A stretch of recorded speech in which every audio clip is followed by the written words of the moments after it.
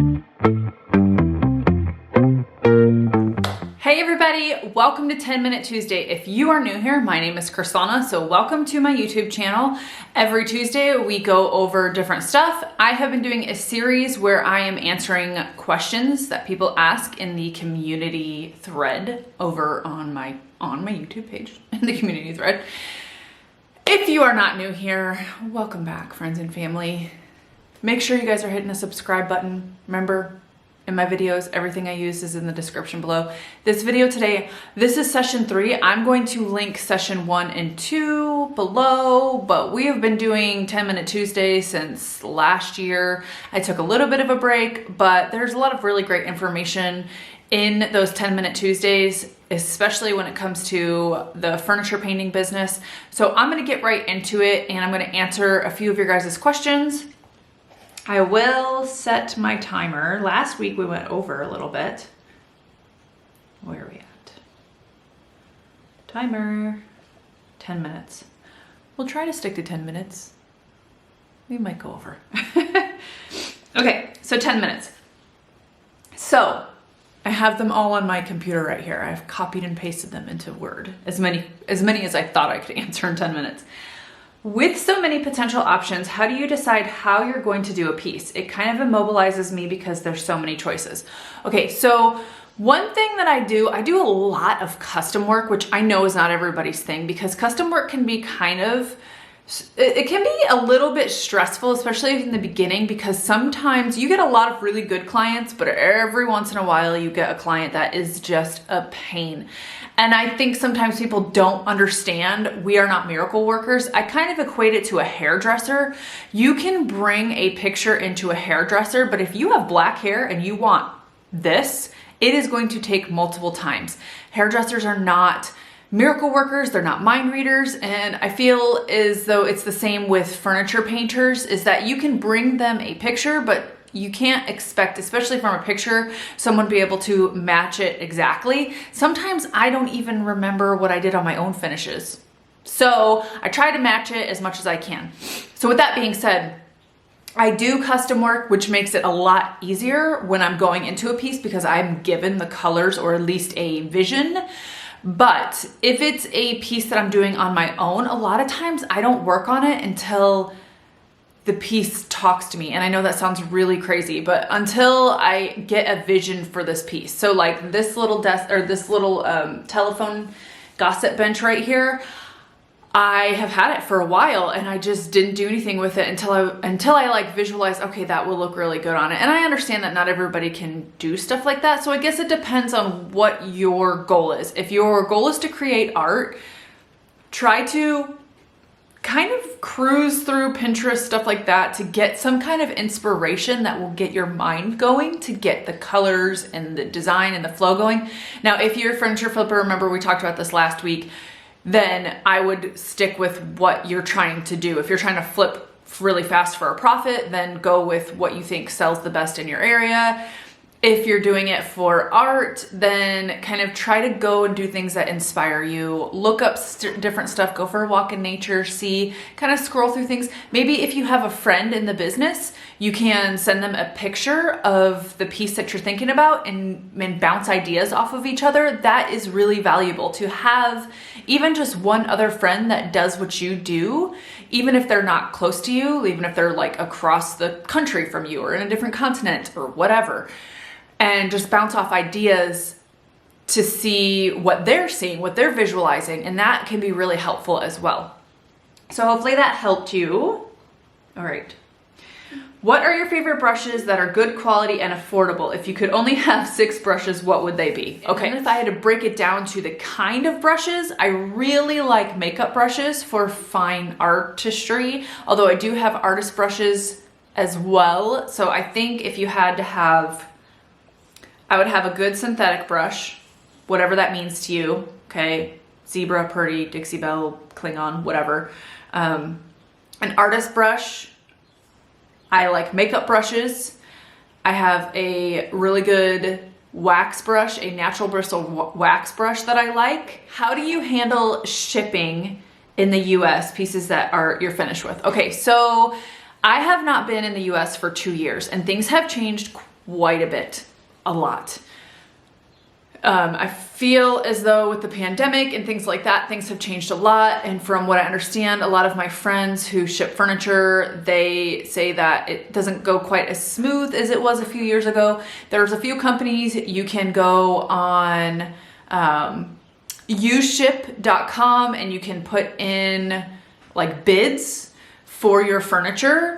And you can pick certain people. So this is a stranger, you have to trust them, but they do have reviews. You can also go online, try to find furniture groups and ask who they like for shipping. But truthfully, to me, I try to value my local audience, or I used to take furniture myself up to a few hours. Obviously, people would pay, and I had a truck for my business. And so I would deliver stuff myself. So I can't, that's a loaded question right now because I'm not in the States and I don't want to give you guys bad advice. But my advice to you would be to go on furniture painting groups and ask the question to people who are shipping right now, because so much has changed that it's really hard for me to give you that answer. But the one place I know is uship. You can go on there and just see. A lot of people offer white glove service, which is really nice for furniture, because if you're doing white glove service, they should be packing it up themselves, loading it up themselves, offering to unpack it and put it where your client needs it at the very end. Okay, make sure if you are shipping furniture that you take as many pictures as you can of all the piece, okay, just in case there's any damage. Make sure that your shipper is insured just in case. Make sure that your client takes as many pictures as they can on the other end. So send them the pictures that you have and then send them the pictures, or, usually you have, so make sure that there's pictures and documentation, because it's a little bit different. We're not a big box store, so you can't just replace it with something else, and things do happen. Sometimes things break, get chipped, whatever. So make sure, honestly, I try not to get into shipping too much right now, just because, like I said, I haven't shipped in 2 years. I take things here or people come and get them from me, but I'll probably be able to answer that question a little bit better for you when I come back to the US, but I can't tell you right now because honestly, I've been here in Germany, so I don't even really know how the pandemic has changed shipping furniture.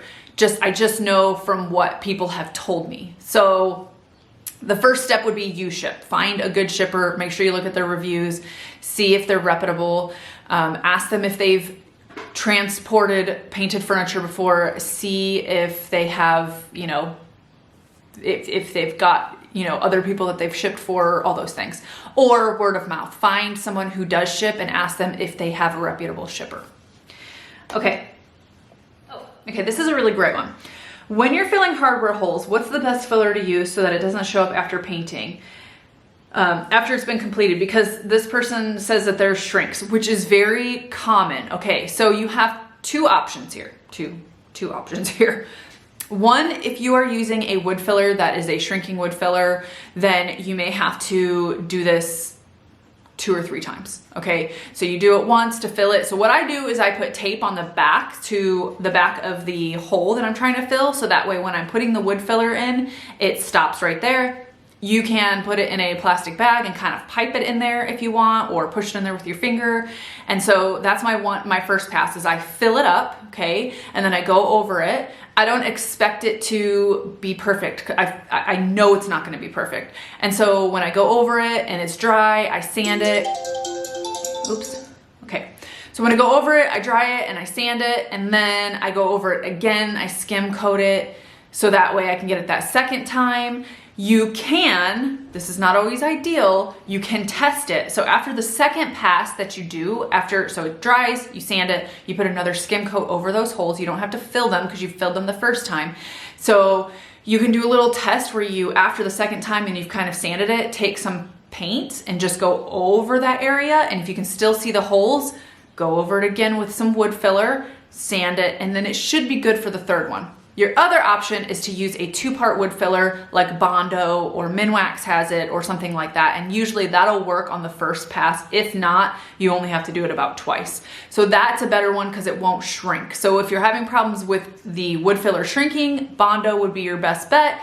If you don't want to use Bondo, then you're just going to have to be patient and do a couple passes, but it will work after that. So hopefully that helps. So this person's new to flipping furniture. On the previous video, I talked about the wood top being painted on the bottom, and that was wrong. Okay, so I didn't mean that it was the wrong way. What I meant was when you have a top, so let's say that this top, I'm going to keep it wood, right? I'm going to keep this wood or I'm going to stain it. What I would do to avoid getting little pieces of paint underneath here is I would tape it off, okay, tape off the bottom to keep it nice and clean, right? So I would tape off this bottom here, or I would have a really steady hand when I'm painting, and that way I'm not getting like little splotches of paint. It's kind of the equivalent to keeping your, like when you're doing your drawers and you make sure that there's not paint here or paint on the sides of your drawers. So, but if you're painting your whole piece, by all means, paint underneath. If you're painting the top, let's say you're painting the top black and the body's gonna be white, then paint underneath it black so that it's all uniform. That's what I mean, is to make sure it's all uniform. It's more professional if you don't have, like obviously I'm gonna clean this up, but it's more professional if you don't have things like this on your drawers or on your drawer sides or underneath here, okay? I realize that sometimes we get busy, but usually what I try to do is go through my pieces to make sure that there aren't any. If there is, it's not always the end of the world, okay? It's a hand-painted piece, we're humans, but I try to make sure that I get anything like that and just clean it up. That's what I meant. I didn't mean like you can't paint the bottom or I meant to keep it uniform and clean. Well, the reason why is because, and the only reason why I ever noticed it, even though it may not be a big deal to you, because you're looking down on it and you can't see it, is that when I'm taking pictures of the pieces, I can see this part right here. And if I had painted this black, right, and this is gonna stay wood, and I don't know, let's see, let me give you an example. This is white and this is gonna stay wood, and I had like little spots of white paint, I can see that in the pictures. And sometimes depending on how big the piece is, if you're getting down, I don't know, it's just you may never see it. It's just a thing that I don't know. I just try to tell you to do it. You don't have to. You never have to listen to me. Sometimes I don't know what I'm talking about. Okay, for a beginner, what size piece should I start with? As small as possible, just to get yourself in the groove. Something like this, that's small. A nightstand, go get something easy. Doesn't even have to be real wood, just get yourself familiar with how to paint a piece of furniture. I would start small. Do not start with a huge armoire or a huge dresser or something like that, unless you have like a painter next to you teaching you how to do it. I would just start with something small, that way you don't get overwhelmed. So, all right guys, that is it for 10-Minute Tuesday. I hope that was helpful. I will have one more Q&A session next week, and then I'll try to get back into kind of what I was doing before, and then I think every quarter maybe do a Q&A. After this, I'll probably do a Q&A like every quarter and actually do a longer video where I answer all your questions in one shot. What do you think? Let me know what you guys would prefer. If you would prefer one long video or if you like them broken up into segments. So, have an awesome week. This is going to be my furniture painting video this week. It's going to be colorful. I wanted to show you guys how to make a little tiny piece, a statement piece. If you're afraid of color or you're just trying to get yourself into color and selling more colorful pieces, then I want to show you how to do it on a smaller piece and how you can make a big statement with a tiny piece.